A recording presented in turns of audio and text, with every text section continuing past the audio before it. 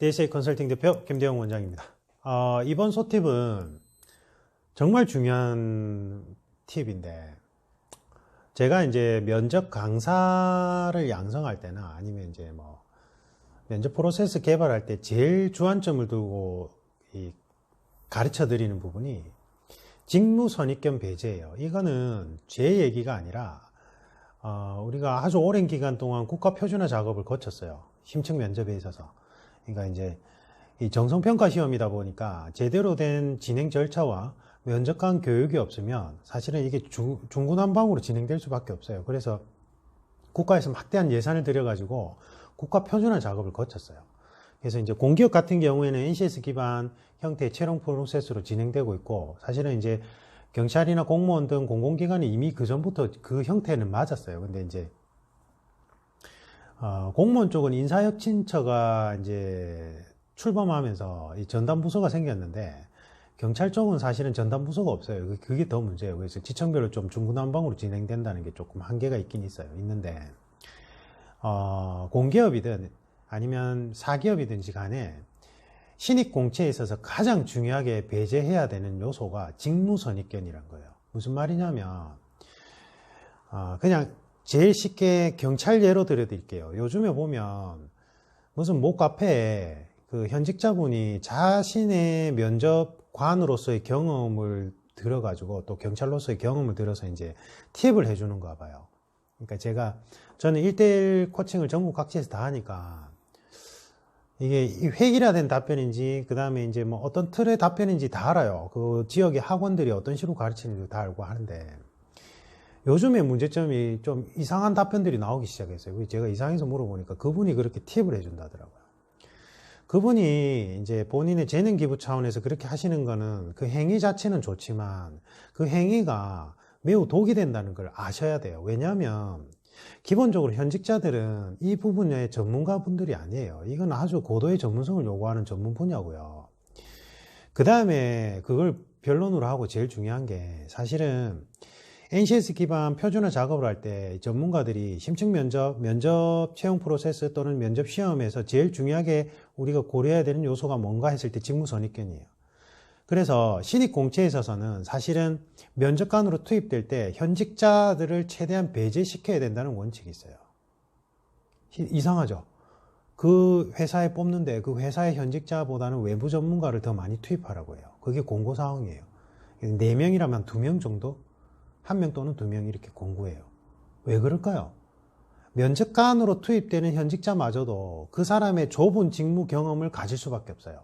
그러니까 여러분들이 오해하시는 게, 제가 이제 면접 강사 활동하시는 신규 면접 강사들 가르칠 때도 그래요. 뭐 내가 은행 출신이니까 은행 면접에 있어서 난 스페셜리스트다, 그렇게 홍보하는 게 당장엔 먹힐 것 같지만, 사실은 그게 수험생들한테 위험성을 주는 게, 어떠한 직군이든지 간에 내가 뭐 은행을 다녔든지 아니면 경찰을 했든지 아니면 뭐 구급 공무원을 해서 시청에 근무했든지 간에 내가 모든 직무 분야를 다 경험할 수는 없어요. 맞죠? 그리고 똑같은 직무 경험을 겪더라도 사람마다 가치 기준점이 다 다르기 때문에 동일한 직무 경험을 동일한 직무 환경 속에서 근무를 하더라도 형성되는 직무 선입견은 사람마다 다 달라요. 이게 문제점이에요. 그러니까 어떠한 과학적 구성 원리에 의해서 우수한 인재를 선별하는 게 아니라, 이러한 심층 면접이 표준화된 절차를 마련하지 않고 구성 원리를 모른 채 진행해 버리면 자기만의 좁은 선입견으로 사람을 예단해 버린다는 거예요. 그래서 이러한 거를 배제시키려고 심층 면접에서 노력을 엄청나게 많이 합니다. 이 절차적인 그 장치 부분에서. 근데 이러한 것도 모르고, 나는 내가 경찰 한번 해봐, 나 지금 현직이야, 그리고 내가 면접관도 한두 번 투입해봤어, 그래서 나는 내 경험상 이거야 이렇게 해버리면, 자, 그분의 직무 선입견을 듣고 내가 달달 외워서 답변을 하죠. 그런데 만약에 그분의 직무 선입견과 충돌되는 반대되는 가치 기준, 직무 가치관을 가진 면접관을 만나게 되면 위험 점수가 엄청나게 커요. 일단 뭐 기본적으로 제가 이렇게 얘기해야 여러분들은 와닿잖아요. 제가 이게 구성 원리상 아주 안 좋다고 얘기해봐야 여러분들은 아무 느낌을 못 받고, 이렇게 얘기를 해드리면 여러분들이 당장의 이렇게 체감을 해요. 간접적으로. 맞잖아요. 이 사람의 선입견이 이 사람의 전체 경찰을 다 대변하지도 않고 전체 경찰 업무를 다 해본 적도 아니에요, 이분은. 근데 이분이 자기의 좁은 정무 선입견을 그냥 모범 답안인 것처럼 얘기를 해버릴 경우에 그거를 받아들여서 그걸 그대로 얘기할 때 반대되는 직무 선입견을 가진 사람을 만나면 어떡할 거예요, 면접관으로. 그럼 도대체 어떻게 하겠냐고요. 이거는 경찰뿐만 아니라 기업체마다 다 동일해요, 이거는. 그래서 여러분들이 아마 이 현직자 출신자한테 코칭 받을 때 원하는 부분이 아마 그럴 거예요.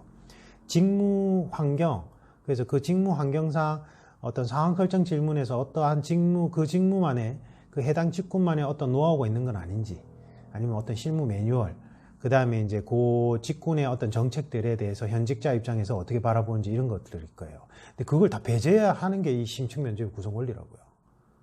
네. 더 과학적으로 말씀드리면 신입 공채에 있어서 지원자들의 수준 측정치는 1에서 8단계 중에 1, 2단계, 즉 일반인 기준점으로 채점하도록 돼 있어요. 그래서 직무 상황 설정 질문도 동일해요. 예를 들면 은행에 취업하시는 분들이라면 은행의 현직자분들이 신입 공채, 아무리 뭐 경영학 석사든 뭐 학사든 간에 이 사람이 은행 업무에 대한 어떤 은행 업무와 관련된 경제 정책 또는 경제 이슈에 대해서 얼마나 해박한지 물어보는 시험이 아니라고요. 그냥 일반인 기준점에서 최소한 이 은행에 지원하는 사람으로서의 기본적 소양을 가지고 있는지를 측정하는 거라고요. 근데 그거를 은행 출신 현직자한테 수업을 하루 종일 듣고는요, 그거에 대해서 막 얘기를 해요. 그게 알게 모르게 직무 선입견이 투입되는데 몰라요.